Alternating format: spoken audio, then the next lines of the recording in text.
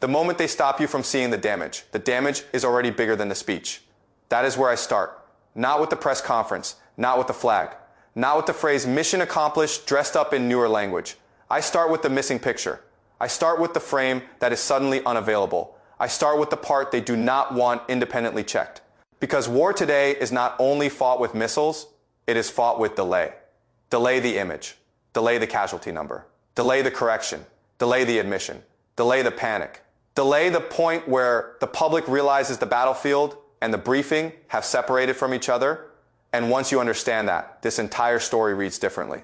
The source I am rebuilding from centers on one reported move that should bother everyone. A private satellite company, Planet Labs, was said to have blacked out imagery related to the war in Iran after a request from the US government. Read that slowly. Not a military satellite, not a classified platform. A private commercial window that outside observers, journalists, analysts, and the public have relied on for years to check what governments say against what actually sits on the ground. That window narrows, and instantly every official claim becomes harder to test. How damaged is the base? How burned is the runway? How many structures are gone? Was that radar hit cosmetic or fatal? Did that fuel site survive? Were those positions evacuated because they were vulnerable or because they were unlivable? You cannot answer cleanly if the visual evidence is late, partial, or dark. And this is why I do not care how polished the official language is. If you are proud of the battlefield result, you do not fear independent overhead imagery. If you are asking for less visibility, you are not protecting the truth. You are protecting the interval before the truth arrives. That interval is everything. That interval is where narratives are built. That interval is where a contained situation becomes a wider war. That interval is where officials can still say limited damage before burned steel, and relocation orders ruin the sentence. The source then links that image blackout to a second front in the same war of delay, casualty reporting. It cites reporting that the Pentagon and CENTCOM were accused of using low, outdated, or incomplete figures, while the real cost in the region was higher than the public was being led to believe. One-sided analysis put the broader toll at nearly 750 U.S. troops wounded or killed in the Middle East since October 2023. Another detail in the source says an official wounded count, around 303, was already out of date when it was given and omitted later injuries from an Iranian strike on a Saudi base hosting American personnel. Now I want to strip this down to the bone. A late number is not just a late number. A late number is political anesthesia. It lets a government talk in yesterday's safer language, while today's harder reality waits outside the room. It lets television segments age before the correction lands. It lets people go to sleep under one narrative and wake up inside another. And if you think that matters only to reporters, you are missing the point. Timing is policy. Public consent depends on timing. Escalation becomes easier when losses are blurred, dispersed, or presented in stale fragments instead of in a sharp, present, tense picture. That is why I keep coming back to the word delay, not denial forever, delay long enough. Because delay is cheaper than honesty and safer than outright fabrication. You do not need to convince everyone. You only need to keep enough people disoriented long enough. The source offers example after example of this drift between first description and later reality. A fire at a U.S. embassy in Riyadh reportedly turned out to be worse than the first public framing suggested. Damage to bases that sounded manageable reportedly later looked severe enough that troops had to be moved out. Radar hits described lightly were later associated with visuals suggesting total destruction of the battery. The pattern is what matters. Every first statement softens, every later detail hardens, every revision travels in the same direction. Small becomes bigger, temporary becomes serious, contained becomes disrupted, minor becomes uninhabitable. That directional consistency is not random noise. It is the fingerprint of a managed narrative. And then the information environment gets even dirtier because the same source describes restrictions across parts of the Gulf on what people can film, publish, and move with. Talks about people entering Oman under conditions that limit recording.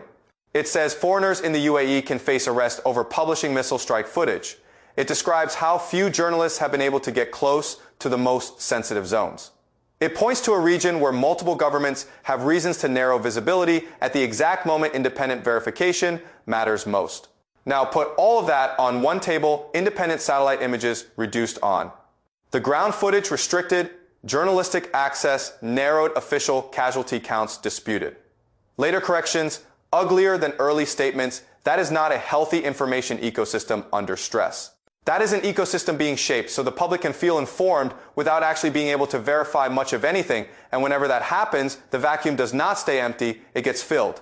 Filled with old clips reposted as new ones, filled with unverifiable battle footage, filled with AI-generated rescue scenes, filled with accounts farming outrage, filled with partisan influencers who do not care whether a frame is real as long as it serves the emotion they want. The source mentions one especially revealing detail. A fake AI image of a supposed airman was widely shared, even by a political figure. Think about how dark that is. While independent verification is getting weaker, synthetic certainty gets louder. The authentic image disappears, and the fake image spreads faster than the correction. That is the perfect formula for a society to become emotionally mobilized and informationally blind at the same time. That is how you produce a citizen who feels over-informed and knows almost nothing solid. And I am not saying this to flatter cynicism. I am saying it because people are too quick to choose a side in the propaganda war instead of examining the machinery of the propaganda war. One camp says the government is hiding the real damage. Another camp says all skepticism is enemy amplification. Meanwhile, the harder truth is that the public is being pushed into a maze where the raw materials of judgment are increasingly contaminated. So how do I read the maze? I stop chasing every rumor. I stop pretending one dramatic thread can explain the whole war. I stop acting like the loudest clip wins. Instead, I look for pressure points. Who wants less visibility? Who benefits from slower verification? Who keeps speaking in clean slogans while the evidence arrives? In broken pieces, who asks the public for confidence while reducing the public's ability to inspect the claim? That is where the real story is. And by that standard, this source paints an alarming picture. Not because every allegation is automatically true, because too many parts point in one direction toward a war that looks cleaner in official language than it looks in the fragments that escape control, toward losses that may be acknowledged later after they can do less immediate political damage, toward physical disruption that is described softly until relocation. Fire damage or external imagery forces a harder version into the open, toward a battlefield where the truth arrives last. And when truth arrives last, power governs first. That is the line people need to understand. It is not only about this strike or that base or one disputed casualty spreadsheet. It is about whether a democratic public is allowed to see enough, soon enough to judge the arc of a war before the war grows. Because once the images are delayed, the numbers are stale. The field footage is rationed, and fake visuals are everywhere.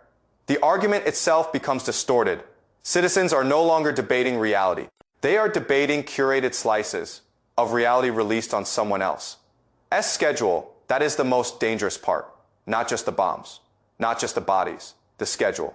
The schedule on which truth is permitted to become visible. The source also raises a point that should make everyone even more uncomfortable. Contractors in modern military operations.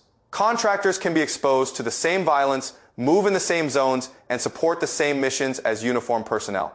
Yet they often exist in the public narrative as a blur. If official military casualty reporting is already disputed, why would anyone assume contractor losses and injuries are being captured with greater clarity? There is no reason to assume that. If anything, the opposite incentive exists.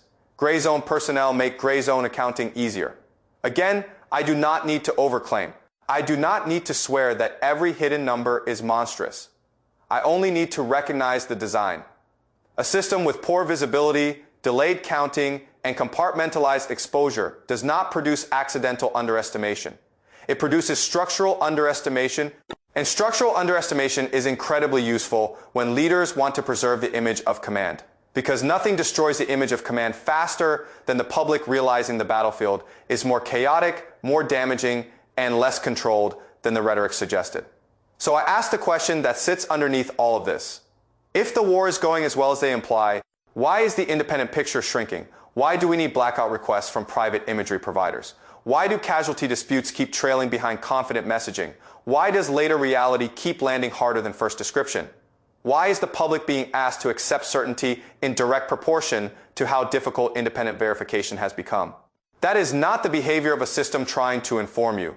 That is the behavior of a system trying to stay ahead of you, stay ahead of the image, stay ahead of the count, stay ahead of the correction, stay ahead of the grief, stay ahead of the political recoil. And here is my conclusion. When governments begin treating visibility itself as a threat, you are no longer watching them manage a battlefield. You are watching them manage the audience. That is a shift.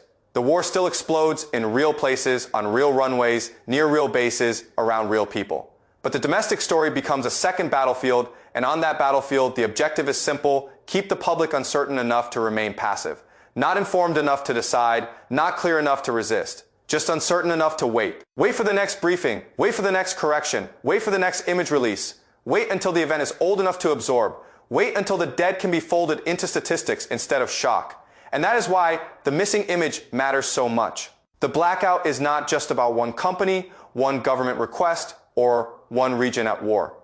It is a signal that those in power believe the uncontrolled picture is more dangerous than the damage itself. A signal that the raw view from above may tell a story they would rather tell later, in softer language with safer framing after the emotional peak has passed. A signal that the public is expected to live downstream from the truth. I reject that. And you should reject it too.